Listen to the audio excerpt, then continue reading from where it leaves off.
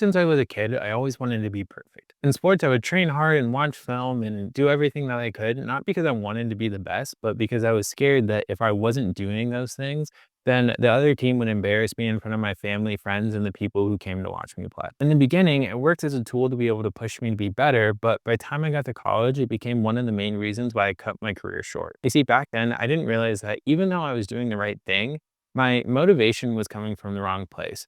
And because of that, it caused me to drift, and that made me lose sight of what my actual goals were, which was being an absolute stud on the football field.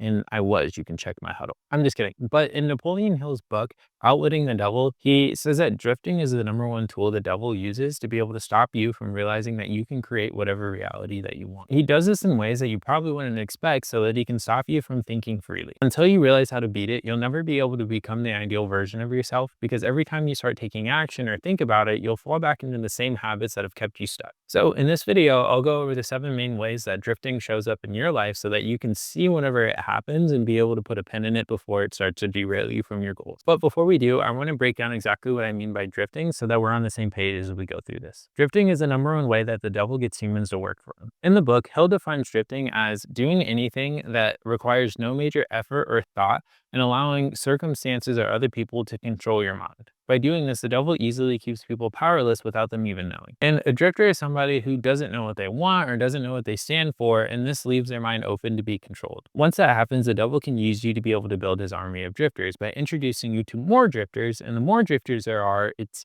easier and easier for him to be able to create other drifters, because those drifters will pass the habit of drifting on to other people, and that'll prevent them from being able to think for themselves. Which may sound dramatic, but it's the same reason why people say that the #1 way to kill a startup is to invite a negative Nancy in, because if all they do is complain all the time, eventually the people who are next to them are going to start realizing they have a little bit of scent. Like, if you hang out with a crazy person for way too long, you're going to start to think that they may not be that crazy. You see, as humans, our strongest power is the ability to be able to control our focus. But when we start drifting by doom scrolling, gossiping, or just chasing cheap dopamine, you stop yourself from being able to use that power to create the reality that you were supposed to live. And the easiest way for you to be able to stop drifting is by knowing when drifting appears so that you can become aware of it and be able to consciously take back your focus and put it on something more productive. So with that, let's talk about the 7 main ways that drifting appears in people's lives. And then after that, we can talk about what you can do to be able to prevent drifting from consuming your life in the first place. The first one is the lack of definiteness of purpose. If we think of drifting as like a weed, then this would be its roots. Because if you don't know what you stand for, you'll fall for anything. And the amount of people who walk through life without actually thinking about the things that they want would actually surprise you. People will literally go into a profession that they don't like because it'll make their parents happy, or they don't question the people around them that tell them what's possible and what's not. And this prevents people from finding their purpose by never letting them look for it in the first place. The second way it shows up is with an indecision and overthinking. Every time you delay making a decision or you overthink something, you give yourself more time to be able to start drifting away from achieving that thing. And if you ever get into sales, it's going to be one of the first things you learn. And most of the time, it's going to be a pretty hard lesson at first. I remember when I first got into sales, I was working on a gym in my local area,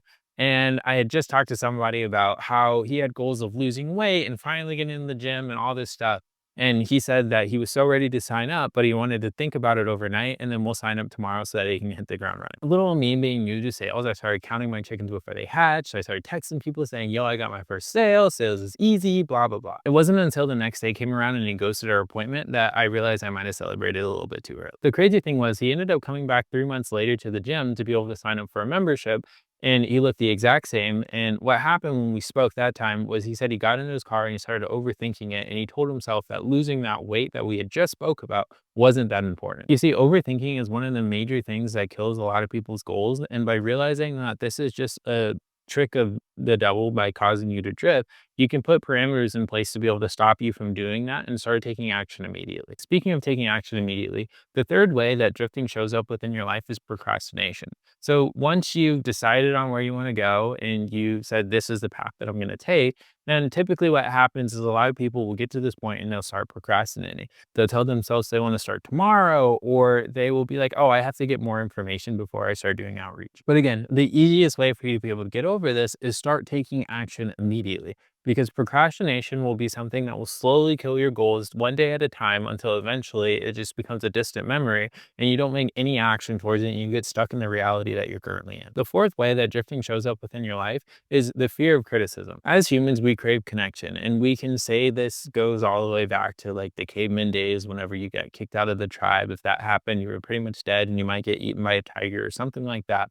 But to keep it simple, we'll just say that it's nice to feel liked and to have people that you can connect with. And the bigger your goals, the more you're going to have to change to be able to achieve it. And the more you have to change, the less and less those connections that have kept you bonded to the people that are in your life currently will be there. And when that happens, most people will criticize you. And most people don't like that. That fear keeps them from starting, causing them to fall back into their old habits that allows them to fit with the people that make them feel safe and comfortable. The fifth way that drifting shows up within your life is poor control over your habits. You don't rise to the level of your goals, but you fall to the level of your habits. And the devil knows this. That's why he uses things like doom scrolling or overspending or other habits that just put you into autopilot and essentially put you into a hypnotic rhythm that turns one small decision to a snowball effect. And before you know it, that one time you started to watch Instagram instead of chase after your goals, it goes from one small decision to a habit that continues on for weeks or months or even years. And the sixth way it shows up is negative thinking. Like within the story that I told you in the beginning, if you use negative thinking as a main fuel to be able to push you forward, it'll eventually turn from the main thing that allows you to achieve your goals to becoming the main thing that holds you back from getting there. And the last one is the negative environment in relationships. We already touched on this one a little bit, but I felt like I should throw it back in at the end because it is going to be the most important. The devil will use your surroundings to create what's called a pendulum to be able to keep you stuck by using group thinking. And because the whole point of causing somebody to drift is to prevent them from being able to think for themselves, this is one of the main tools that he uses. Now that we covered the 7 ways that these mainly show up within your life, let's go over what you can do to be able to prevent them from consuming you in the first place. And that is, think about the things that you want to be able to accomplish within life, commit to it, and then just start taking action immediately. Not tomorrow, not next week, not next month, but today. And every morning, set a promise with yourself that you're going to take one step closer to your goals. It can be a small step, it can be a big step, it really doesn't matter, but as long as you take a step, you prevent drifting from being able to enter your life, because the antidote to drifting is taking action. The more you do, the more confidence you'll have within yourself. And the more confidence you have within yourself, the less doubt you have. And the less doubt you have, the bigger steps you're going to be able to take till eventually you get to your goals. And that's all I had for you today. Peace.